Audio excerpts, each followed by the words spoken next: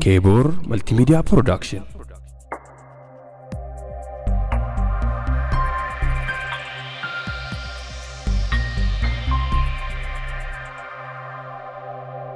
الله أكبر الله أكبر الله أكبر. ما شاء الله ربي لساني هذا بلو وان هدو نفكاسني جه دبرتين إسلاما دين كنا كيستك أبدو بفسينات سينا كدجاف رتني وان هدو نفكاسني رنينا من رابرة ربي إنه هذا سجنتا وراء كل رجل عظيم امرأة عظيمة.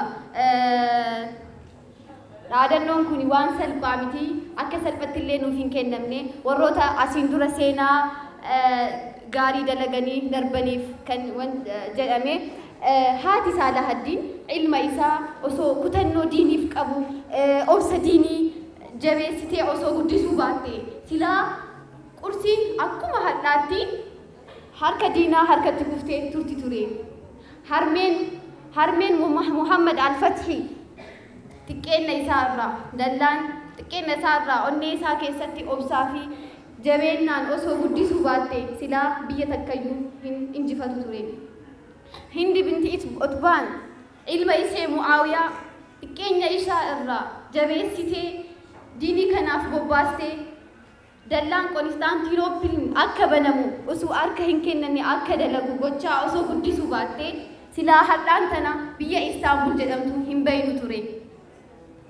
obsi hammana hin jedhamne harmee haadha Bukaarii keessa osoo jiraachuu baate silaa kitaabni Sahih al-Bukaar kiyaal ta'a ture. haati Ahmad ibn Hanballi daa'ima ishee xiqqeenya isaa irraa jaalala diinii obsa diinii jaalala rasuulaatiin osoo guddisuu baatte silaa isaanan bid'aa facaasan afuttiin obsu ture. maaltu beeka مذهبي hanballi sin jiraatu ture. haati manaa Muhammad As-Sawdi abbaa manaa ishee obsa diinii fi badhaasa akiraa irratti jajjabeessaa diinii kanaaf akka of qopheessu gochaa osoo duukaa dhaabbachuu baatte silaa biyyoo Afrikaa barahaa sanittiin obsu ture. nama miiliyoona 11 miti nam 100 amansiisuun hin salphatu ture. obboleetti koo na amani jabeennii fi obsi ati diinii kanaaf gootu hiree ummata kanaa jijjiiruu danda'a. maaltu beeka musiibaa ummata Muhammad ibn Abdullah sallallahu alaihi wasallam yeroo kamuu keessa seeni kana hiikuu dandeetta. tarii immoo ilmi harka keetitti guddatu akkuma Saalahaddin qursii harka diinaatti galtee harka keenya irratti galchee imimmaan gammachuu nu buusa ta'a. kanaafuu gaheen kee guddaadha, qoodni kee jabaadha.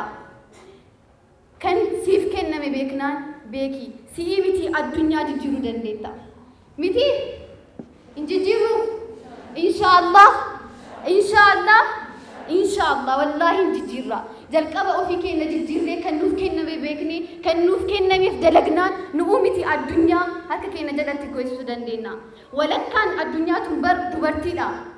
walakkaan hafe sunis kan jijjiiru kan qajeelchuu fi kan aalamaaf ibsu isuma. kanaafuu guutuun addunyaa numa nuu miti inshaallah